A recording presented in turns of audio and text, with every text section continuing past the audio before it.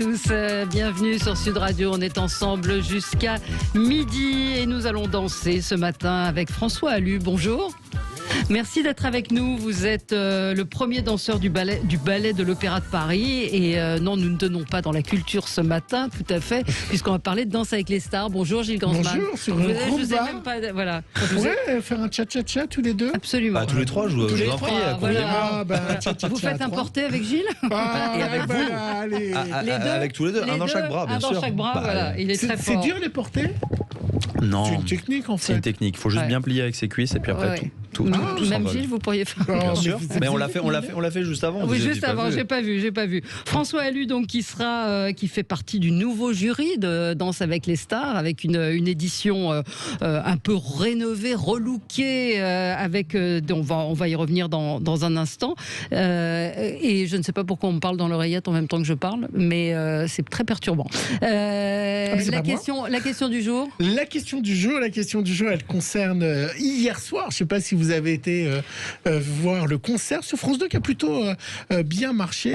Qui est arrivé en 3e position. Oui, mais je pense que les gens, quand il y a une catastrophe, eh bien, ils restent fascinés par cette catastrophe. Ouais. Et hier, c'était une vraie catastrophe d'antenne. Le concert de Johnny Hallyday, vous avez regardé, François Allu? Non, je n'ai pas regardé le concert de Johnny Hallyday. Vous avez de la chance. Concert hommage, oui, vous avez de la chance. Paix à son âme. Oui. C'était une catastrophe. Ah oui, c'était mal chanté, mal filmé. C'était très très mal filmé. Il faut avouer les choses. Il n'y avait pas de plan sur les musiciens, on voyait pas grand-chose. Ils ont aimé ou ils n'ont pas aimé? Eh bien, nos éditeurs, pour l'instant, ils disent non à 90%. Ils n'ont pas du tout aimé le concert hommage à Johnny. Quand on aime Johnny, on a envie d'entendre Johnny, on n'a pas envie d'entendre Amir ou Slimane, et c'est compliqué de comparer. Enfin, je cite ces deux-là, mais je pense qu'il n'y en a aucun qui était à la hauteur, à part Catherine Ringer et peut-être et Cadmerade, qui chantait très bien. Assez étonnant. Puis il y avait les autres, c'était un peu le guitariste de téléphone aussi qui était très bien. Bon, mais vous voyez, on est resté devant alors qu'on a trouvé ça nul. Donc c'est tout le parade. Ça restait captivant quand même. Voilà, ça restait captivant. Vous regardez la télé? Je n'ai pas la télé, non. Moi, Vous ne faites que danser? Absolument, je suis complètement fermé d'esprit. Je voue ma vie à la danse à 100%. Non, vous faites pas du quoi tout. Non, qu'est-ce que je fais dans mes autres activités, vous voulez dire? Je lis. Hier soir, j'ai marché, si vous voulez tout savoir. Oui, non. Si, hier soir, j'ai marché dans Paris et je me suis retrouvé, c'est improbable, je fais jamais ça, je me suis assis sur un banc, j'étais en train de dîner et je me suis assis providentiellement face à une église. Je suis rentré dans cette église parce que les portes étaient ouvertes. Ouais. Et il y avait des sœurs qui chantaient divinement bien, je les ai félicitées. Et on a parlé un peu de la vie. Alors moi je ne crois pas en Dieu, moi je crois en le cosmos.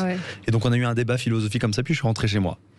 Très drôle. Très drôle. Profitez-en parce qu'après la célébrité, après Danse avec les stars, vous n'aurez plus l'occasion de vous balader tout seul dans Paris. Si, non, je pense que ça ira. Ah, vous vous rendez pas compte? Oui, il y aura peut-être un impact. On verra. J'y pense pas. On essaie d'être dans l'instant présent. J'ai une question qui me taraude. Alors, c'est pas très radiophonique. Vous avez une barbe. Oui. Quand on est danseur à l'Opéra de Paris, on peut avoir une barbe? Ou vous ne dansez pas en ce moment? C'est une bonne question ou pas?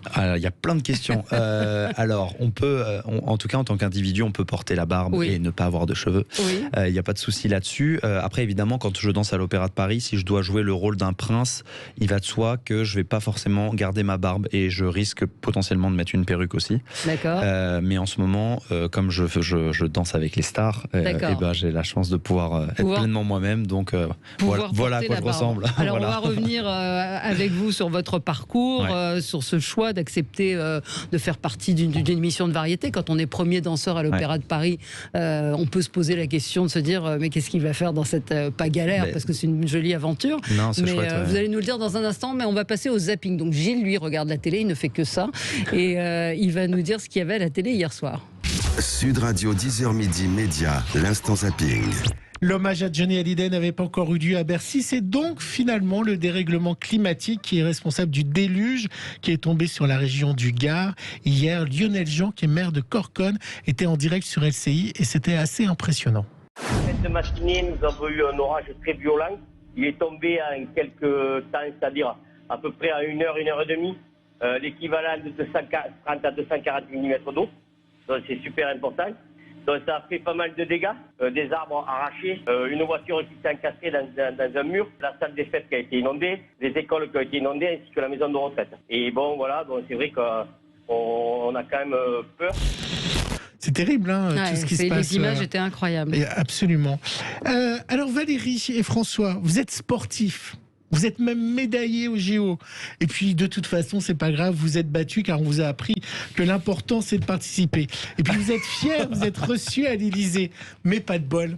L'entraîneur était de mauvais poil. Vous allez voir comment Emmanuel Macron a reçu nos médaillés. Écoutez bien. Ok. Les résultats sont là, mais des progrès restent possibles. Le bilan global de ces Jeux Olympiques n'est pas tout à fait au niveau que nous attendions. On sait que sur certains sports, il est même mitigé. Et on ne peut pas construire une réussite si on ne se dit pas les choses en vérité. Je ne suis pas de ceux qui se fixent pour ambition de faire au moins aussi bien. Je vous le dis très clairement, on doit faire beaucoup plus. Beaucoup plus. C'était sympa, hein? Bah, disons que... non mais en tout cas il y a de l'ambition, il faut toujours faire mieux, toujours faire mieux, toujours faire mieux.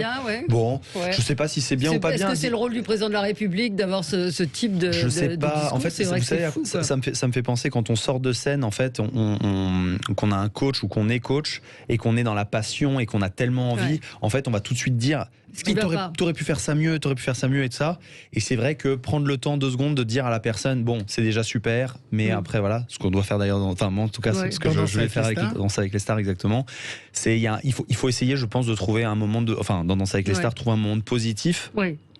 Pour ensuite que la personne elle soit à même d'écouter, d'être attentive et puis de recevoir les conseils éventuellement, parce que c'est vrai que sinon c'est un petit peu ça peut être un peu dur. Dans Danse avec les stars. Je suis terrible. Je sors. Il y a un auditeur qui nous dit les athlètes auraient dû lui rendre la politesse. Ça c'est rigolo. Et lui dire que lui aussi pourrait faire mieux. Voilà. Bravo Stéphane. Qui pourrait se concentrer. Voilà. Jean-Michel Blanquer était l'invité de Touche pas à mon poste sur C8. Alors quelle chance pour le ministre de l'Éducation d'être interviewé par les meilleurs journalistes à la pointe comme Mathieu Delormeau. Vous êtes très proche forcément du président Macron, vous voyez beaucoup. Je crois qu'il n'y a jamais eu autant de candidats à l'élection qu'à celle qui va arriver. Est-ce que vous pouvez nous dire, et enfin qu'on arrête les petits jeux, que le président Macron, qui au passage est très beau, vous voulez nous dire...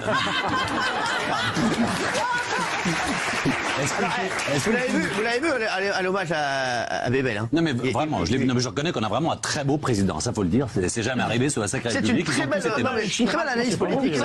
Non mais pardon, est-ce que vous pouvez nous confirmer ce soir que oui, il sera candidat? Mais il ne le fera jamais, Jean-Michel Blanquer, il va pas le dire lui. Si je pose la question. Vous êtes qui, monsieur?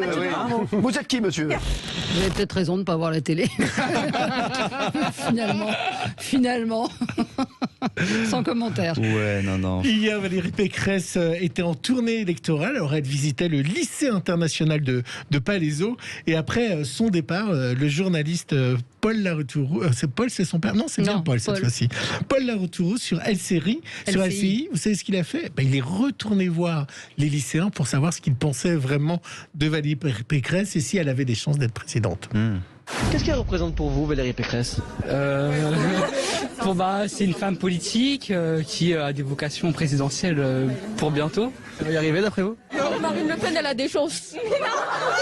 Je pense qu'elle est pas assez connue, je pense, encore. Elle n'a pas une assez grosse réputation pour devenir présidente. Elle devrait attendre encore un peu, je pense. En fait, elle n'est pas assez connue comparée à des personnes comme Macron ou alors Marine Le Pen ou alors Jean-Luc Mélenchon. De base, Macron, il n'était pas connu. Tu le connaissais pas? Parce que je crois qu'elle a des bonnes idées. Je pense qu'elle n'est pas assez prise au sérieux au sein de la droite. Voilà, et pour finir, mon petit conseil à vous, François. Alors faites attention, puisque vous arrivez donc sur Danse avec les stars. Parfois, il y a des candidats qui sont, critiques, amers, parce que vous les avez mal jugés. Et puis, quelques années plus tard, ils sont tellement frustrés qu'ils vont se répandre avec mauvaise foi à la télévision. Écoutez Philippe Candeloro. Le jury, alors des fois, ce qui était embêtant avec le jury, c'est que surtout dans cette émission, tu as l'impression que tu n'as pas dansé comme une savate et qu'en fait, avant, ça c'était le rôle de Chris Marquez qui disait tu as dansé comme une merde. Et pour moi, et quand je regardais l'émission, il avait faux en fait. Il voulait m'attaquer pour que j'essaye de lui sauter au cou ou de faire comme ça un petit jeu de ping-pong. Et ça, c'était embêtant parce que finalement, quand un pro te dit tu danses comme une merde, le public peut penser que j'ai dansé comme une merde. C'est génial, la confiance confiance en soi comme ça, c'est fabuleux. Non, mais moi, j'ai beaucoup de mérite pour les gens qui ne doutent pas. Bah Vraiment. non, il doute pas. Quoi. Il a pas de doute. En gros. Il est sur son autoroute Bah ouais, et puis en même temps, il se remet pas en c'était question. un sportif, donc il faut peut-être aussi avoir confiance, sinon. Non, mais c'est certain. De toute façon, sinon on monte pas sur le dance floor. Mais après, c'est vrai que quand on voit Chris ou même là cette année Denitsa, c'est quand même des plus que pros et experts dans les danses sportives.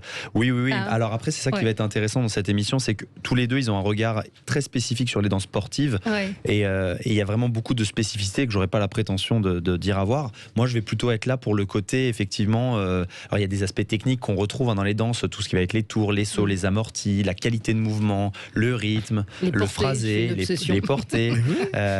Enfin, voilà, c'est plus sur ces choses-là que je vais intervenir. Évidemment, sur l'aspect artistique, mais ça, on l'a tous.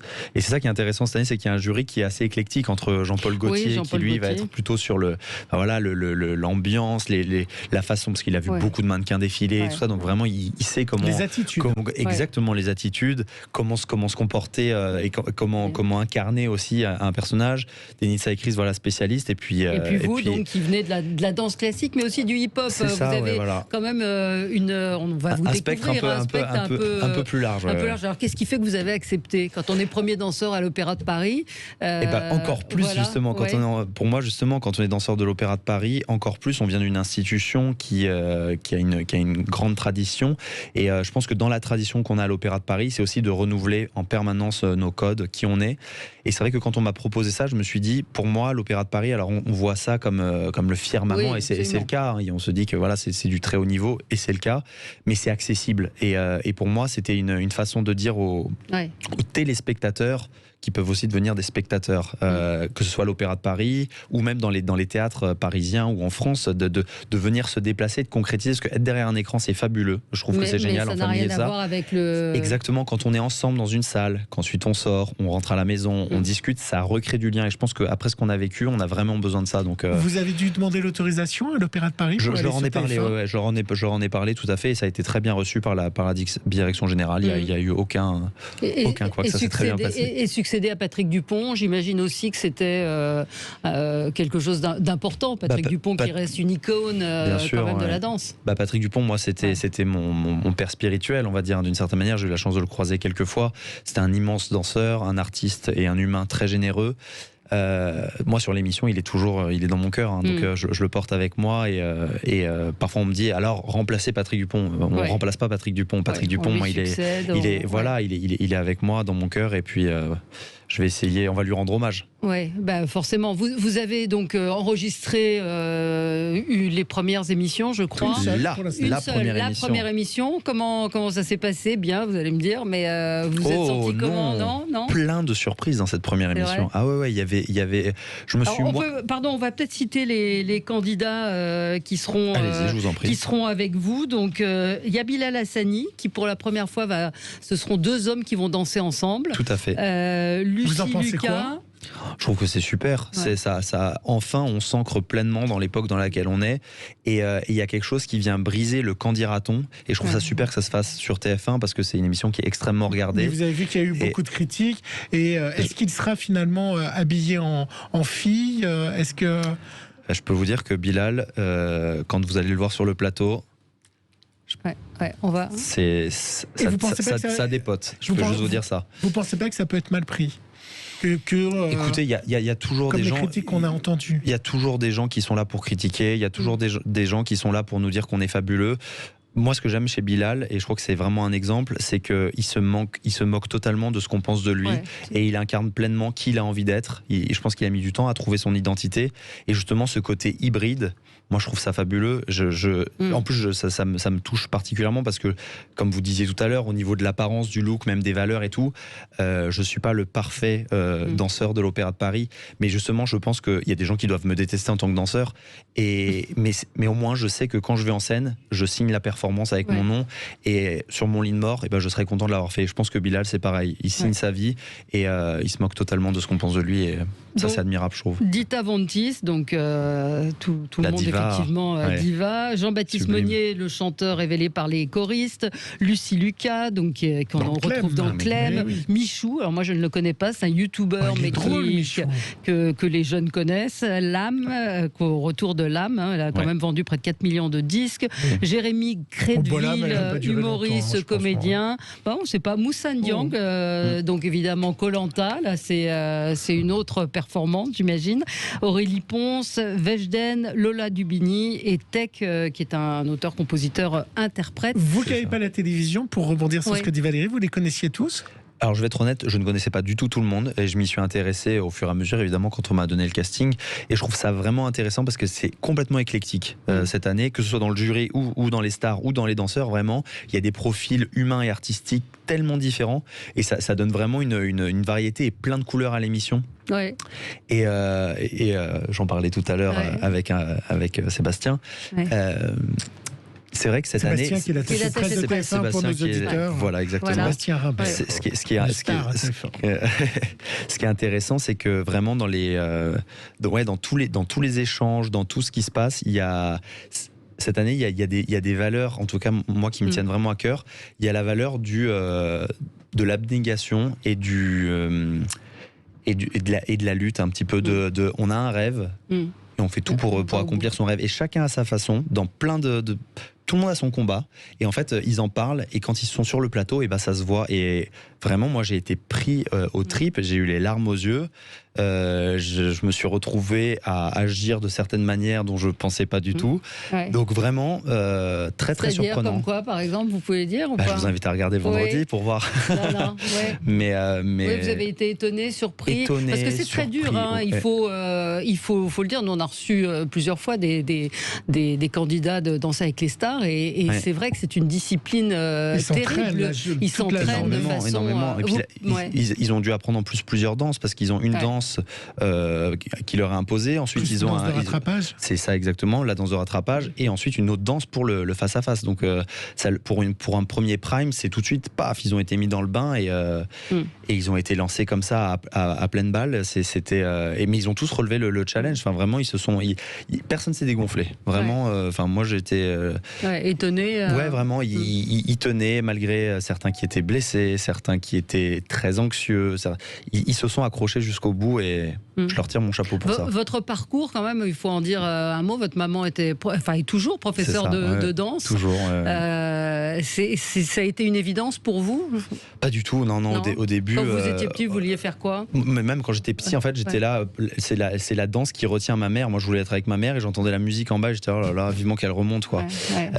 Donc non, au début, pas du tout la danse. Moi, je voulais plutôt être Yamakasi, cascadeur, acteur.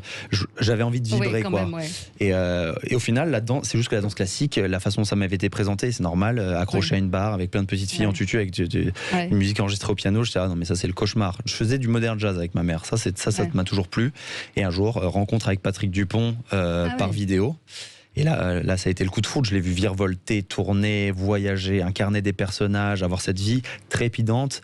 Et surtout, je sentais il avait soif de découverte. Et je pense que c'est un point commun que j'ai avec lui, c'est que je suis un boulimique de la vie, dans tout, quoi. J'ai envie de tout goûter, tout savoir, tout connaître. Votre maman doit être fière, non ? Enfin, premier danseur quand on est prof de danse. Elle déteste qu'on dise ça, mais je pense, j'espère. Pourquoi elle déteste ?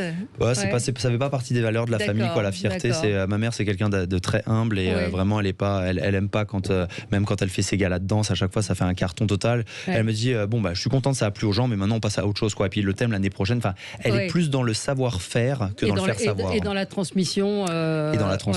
Exactement. Moi, je vais revenir à Danser avec les stars. Est-ce que vous avez été casté ? C'est-à-dire, est-ce que avant d'être choisi, on a fait des essais avec vous ? Tout à fait. Alors, ça se passe comment quand on caste un membre du jury ? On m'a appelé, on m'a demandé si j'avais envie de faire l'émission.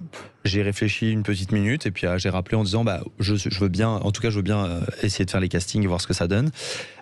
Comment ça on m'a mis des vidéos tout simplement de précédentes. J'ai regardé quelques candidats, j'ai commenté comme ça à chaud.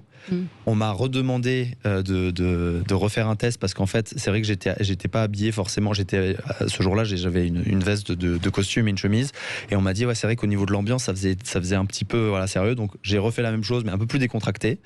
Et puis ça a pris longtemps, plusieurs mois et tout ça. Et en fait, au bout d'un moment, ils m'ont dit allez, on y va, on se lance, c'est parti, c'est avec toi.